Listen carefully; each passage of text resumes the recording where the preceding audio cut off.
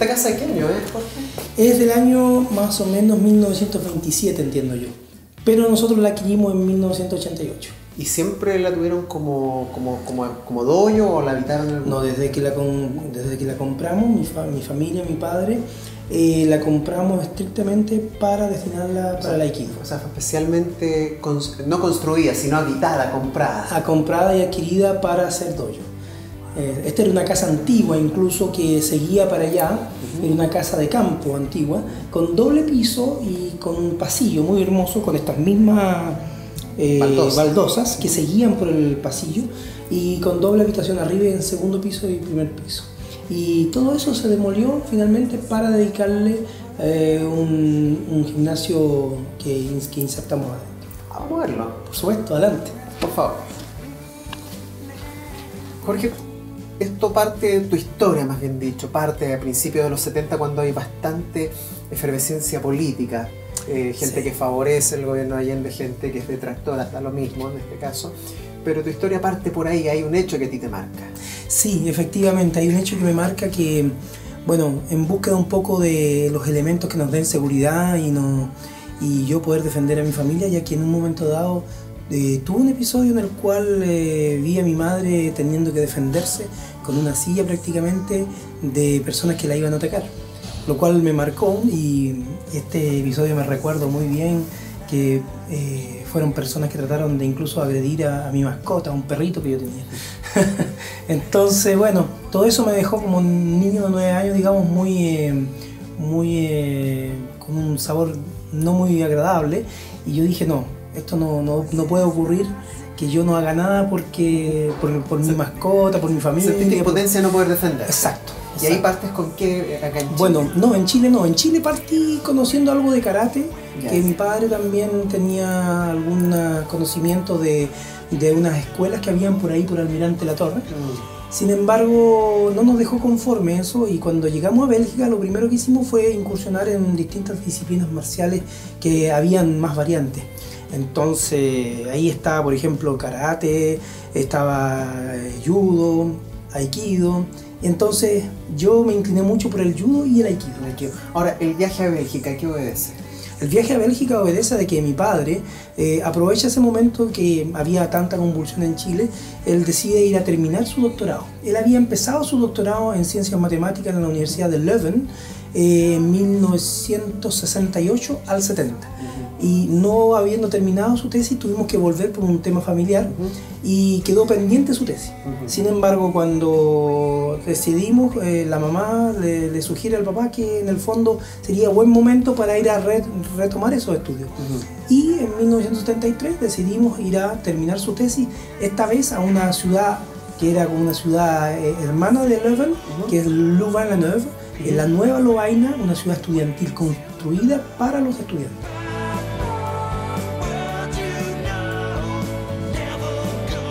Cuando ustedes llegan a Bélgica, Laurencia, Jorge se inicia en la práctica de las artes marciales, pero pasa por distintas actividades dentro del colegio. Sí, pasó, por ejemplo, en el colegio tenía clase hasta la 1 de la tarde, después había la colación, y después venía para rellenar el día, porque tenían clase hasta las 5, 4 y media, 5, tenía que llenar con distintas clases. Ahí su papá lo puso a distintas clases, por ejemplo, de aikido en primer lugar, judo, karate, solfeo, ballet, música, de todo le puso un poquito. La cosa es que tomó muchas clases, llenó todo su tiempo, pero fue eligiendo. A medida de que iba pasando el tiempo, él iba descartando un poco las clases que no le gustaban. Le gustaba, por ejemplo, no le gustó tanto el karate y prefirió seguir con aikido y judo. Pero el papá, inmediatamente, que era muy estricto como un buen matemático, decidió que todas esas cosas que él iba dejando las llenara con él, lo que a él más le gustaba. O sea, dejaba una disciplina, pero tenía que más con el horario con la otra disciplina, que él le iba eligiendo. Y entre todo eso, decidió quedarse solamente con aikido. Y el aikido para él fue, desde ese momento fue su vida.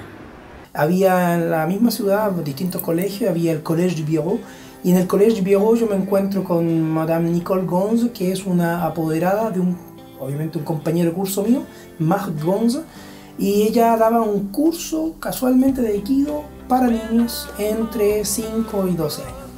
Bueno, yo estando en ese rango, yo todos los miércoles me iba sagradamente a practicar Aikido. Era la hora del mediodía, o sea, la hora de colación. Uno iba a hacer ejercicio primero y después apuradito se tomaba su colación y después seguía el colegio en la tarde. Eso como parte de actividad extra programática del colegio. Sí, porque había muchas otras más. Pero habían otras que eran parte del currículo obligatorio, que era, por ejemplo, natación, solfeo, gimnasia, había de todo. Y bueno, también estudié mucho solfeo, flauta dulce, guitarra, piano y aikido tomé también. Tomé un curso también de natación adicional como para natación de competencia. Entonces mi padre era como mi partner con el que yo me desplazaba para distintas partes a tomar estos cursos. En esa época me imagino que el tema de los uniformes de artes marciales no era como ahora, que es bastante más fácil comprar. ¿Cómo lo hacías? Porque yo me acuerdo que hasta hace 20, 25 años todavía era un tema el uniforme, claro. Habían de mala calidad. En Chile era un tema difícil, en Bélgica no.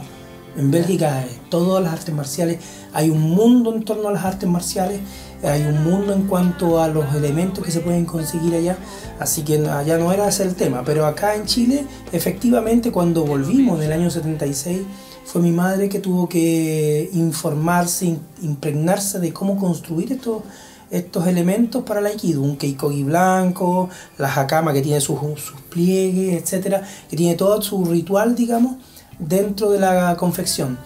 Entonces tenía muchas amistades con los japoneses y me ponía a hacer uniforme.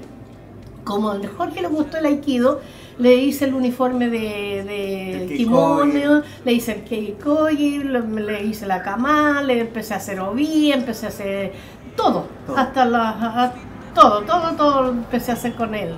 Y que tuvo que ser enseñado por, me acuerdo, Madame Nicole Gons. Creo que también le ayudó una profesora que se llamaba Margaret, que era de nacionalidad venezolana, muy amiga de Madame Nicole Gons. Y eran parte del grupo que trabajaba con Sensei Kazuo Shiba también, que en esos tiempos era secretario de la Federación Internacional de Aikido. Madame Nicole Gons, ella era la esposa del tesorero de la Federación Europea de Aikido y ella recibía en su casa, que era una casa muy linda, donde recibía a muchos maestros, generalmente todos los meses recibía al maestro Nobuyoshi Tamura, que era el encargado para toda Europa del Aikido. Entonces llegaban japoneses que llegaban un día, se quedaban 2 días, y cuando yo iba a casa de mi compañero, me quedaba a estudiar, a jugar, a lo que fuera. Al día siguiente, en la mañana, despertando, uno salía al pasillo y aparecía un maestro japonés con su yukata ahí, y que te hablaba en un francés medio japonizado, ¿sí? Y te decía, bonjour, bien dormi.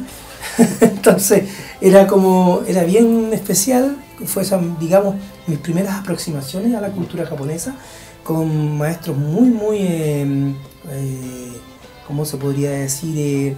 Que a uno le marcaban por su presencia, por su manera de ser, porque en el fondo eran los emblemas del Aikido en Europa. Eran los emblemas y los puntos de referencia más altos que los europeos en esos momentos tenían para seguir y motivar la práctica del Aikido en ese ambiente.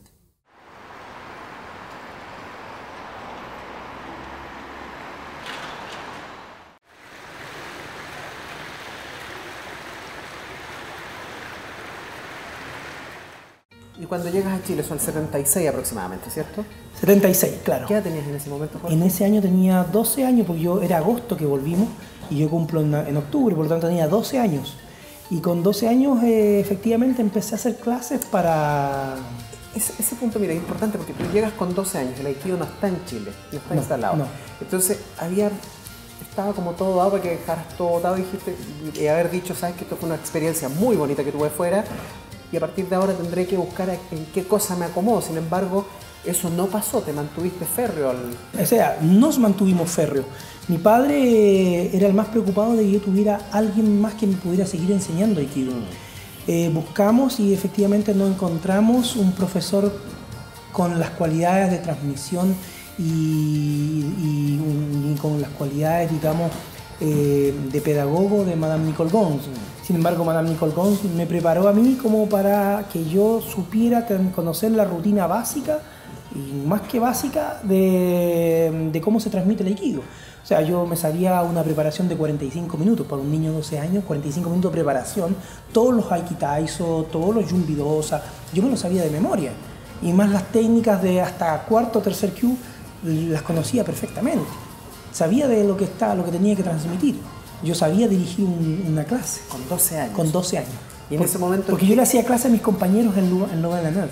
Ya, y acá en Chile, ¿quiénes son tus primeros alumnos con 12 años de edad? Un grupo de adultos y niños. Fuimos a un lugar que se llama el antiguo Samurai Judo Club, donde estaba el maestro Hiroshi Kido, creo que era un profesor de judo.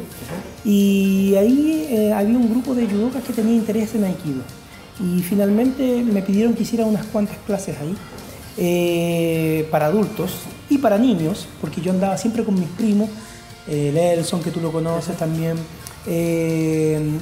Tengo muchos primos, imagínense, son 11 hermanos de mi mamá, por lo tanto son una familia como unos 50 primos, más o menos. Porque se hace comprensible que gente de tu edad te siga, claro. Pero ¿cómo un adulto se somete por un tema de madurez, de ego? Pongámosle el nombre que tú quieras. ¿Cómo dicen, puedes seguir la clase de este cabro chico? Claro, porque bueno, había gente como Abraham Freifeld, por ejemplo, gente con personalidades artísticas. Abraham Freifeld fue un notable, como se puede decir, artista de vitrales y cosas así. Una persona con una visión, digamos, de querer, ¿cómo se puede decir?, aprovechar de buena manera una enseñanza que le llegó caída del cielo a través mío, claro. Pero que no era una cosa típica como se plantea en una escuela tradicional de artes marciales, donde el profesor es una persona, es un adulto desarrollado físicamente. No, era un niño de 12 años que a lo mejor tenía la mejor de las intenciones y la técnica como para poder transmitir lo que conocía. Y era simplemente mirar, copiar y aprender. Y dejar un poco el ego al lado. Exacto. Entonces, pero gente como él fue capaz de hacerlo, por ejemplo. Gente que tenía, en cierta manera, una búsqueda por las relaciones humanas. No te olvides que Abraham Freifeld también fue uno de los fundadores que trajo la gestalterapia acá a Chile. Exacto. Entonces, de alguna manera, era gente como visionaria, que tenían ciertas actitudes de predisposición hacia nuevas tendencias.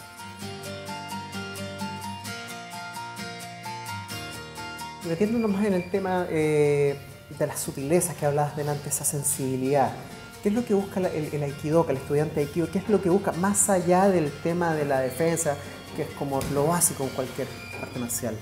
Sí, yo creo de que muchas personas dentro del ambiente del aikido se acercan hacia esta disciplina principalmente porque buscan de alguna manera ellos familiarizarse con esta energía que de alguna manera se les podría revelar.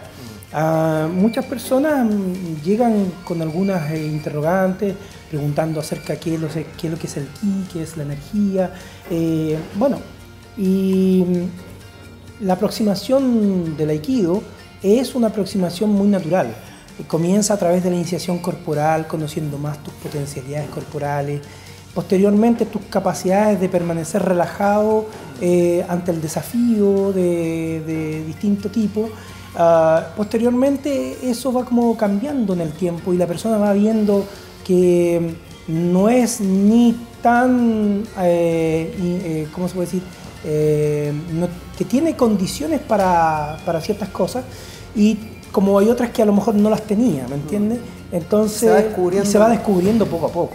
Entonces por eso yo creo de que en el fondo las personas van cambiando su visión de sí mismos a medida que van integrándose más al aikido. Y Cristian, a propósito del desarrollo personal, ¿qué ha significado el aikido en tu vida? Mira, interesante pregunta. Yo siempre uno se ha cuestionado por qué hace esta actividad. Uno va pasando por distintos niveles de reflexión interna.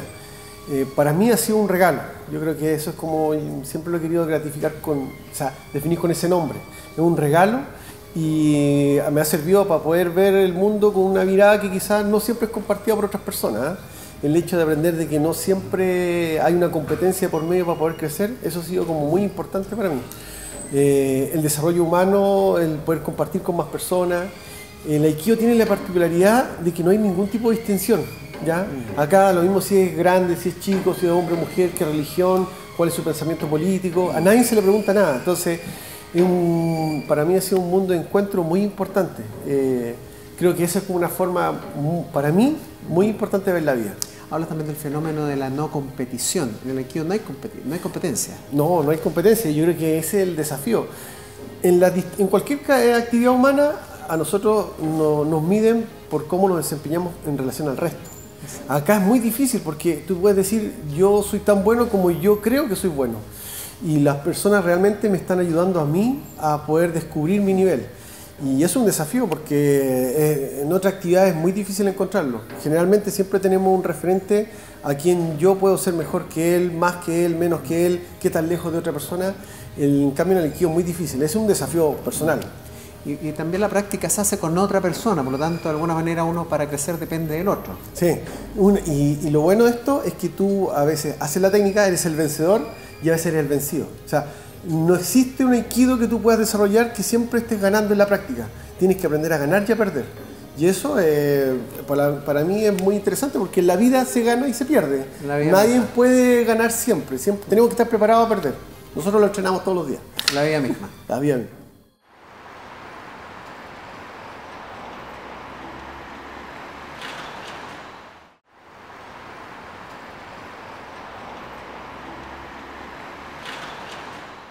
Tú recién decías que uno tiene que mantenerse relajado en ciertas situaciones. Claro. Eso también está muy asociado a la etiqueta, el protocolo que es bastante evidente en este sistema. Claro. Mira, efectivamente, el protocolo en el Aikido es muy importante porque como trabajamos con el cuerpo, muchas veces el cuerpo para algunas personas tiene un sentido de que hay que respetarlo mucho. Entonces, si tú de repente pasas a llevar la mano de alguien o la muñeca de alguien en algún ejercicio, esta persona puede sentir dolor. Y no todas las personas reaccionan de igual manera ante el dolor. Hay personas que reaccionan dicen, una casualidad, otros que dicen, no, ¿por qué me haces esto? Y te culpabilizan y a lo mejor no se hacen cargo de lo que les corresponde a ellos hacer para poder administrar ese dolor. Entonces, por eso es que hay distintas reacciones. Entonces uno tiene que ir con una aproximación paulatina. El dolor es paulatino eventualmente, el dolor nos puede guiar a movernos, a encontrar soluciones, pero no es tampoco la búsqueda de que el dolor hay que evitarlo. El dolor es una manera de descubrir cómo actuar en ciertas situaciones. Entonces yo creo de que el protocolo nos permite ir siendo cada vez más asertivos en nuestras relaciones humanas dentro del dojo. Y dentro de este mismo protocolo ustedes usan la hakama, que es este pantalón negro. Claro, nuestra vestimenta efectivamente lo que nos dice de que estamos cuidando, velando, porque cada uno de estos pliegues representa, por ejemplo, una virtud. Y estas virtudes no pueden ser renegadas en ningún momento. Por ejemplo, estoy practicando, por ejemplo, con una persona de cierta edad, por ejemplo, y hay una virtud que dice que uno tiene que tener respeto por la antigüedad. Entonces, este tipo de virtudes se deben manifestar en que a la persona que tiene más edad, por ejemplo, a lo mejor tiene ciertas limitancias dentro de la práctica corporal. Tú no le puedes exigir de la misma manera a que te siga el ritmo de una persona más joven. Entonces la persona más joven se tiene que adaptar un poco a la persona de cierta edad, ¿ya? O eventualmente esa persona no va a poder bajar hasta abajo y va a tener que bajar hasta la mitad nomás, y entonces va a tener una limitancia.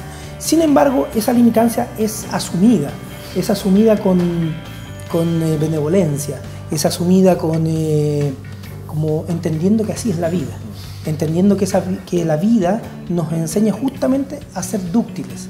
El que no puede ser más dúctil va a inducir a que otros que estén alrededor sean más dúctiles, ¿entiendes, no? Y él va a ser un motivo de aprendizaje para todos nosotros. ¿entiendes? Y en cuanto al sable, ustedes siempre hay mucho ejercicio con boquén, que es este sable de madera para efectos de práctica. Claro. Hay una relación directa entre el sable, el aikido. ¿Cómo se da eso?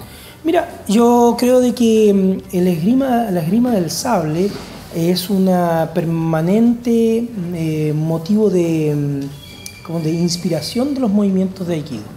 Muchas veces entendemos nuestro cuerpo como un cuerpo prensil, donde tú le tomas la muñeca a alguien, o le tomas la ropa a alguien, o alguien va a tomarle un hombro, o algo por el estilo.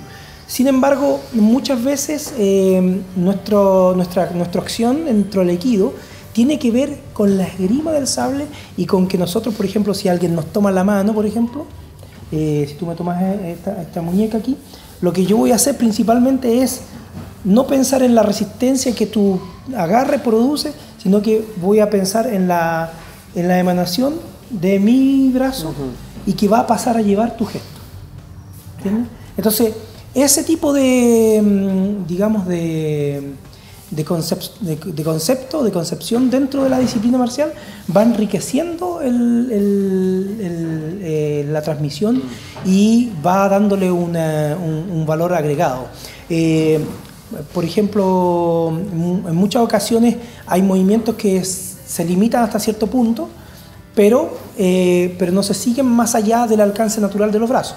Sin embargo, las caderas implican que uno tiene ciertos movimientos rotatorios, ciertos movimientos en los cuales los brazos funcionan como esgrima, ¿ya? Y en torno a eso yo puedo seguir evolucionando, ¿me entiendes? Evolucionar en otra dirección, pero no fuera de mi alcance.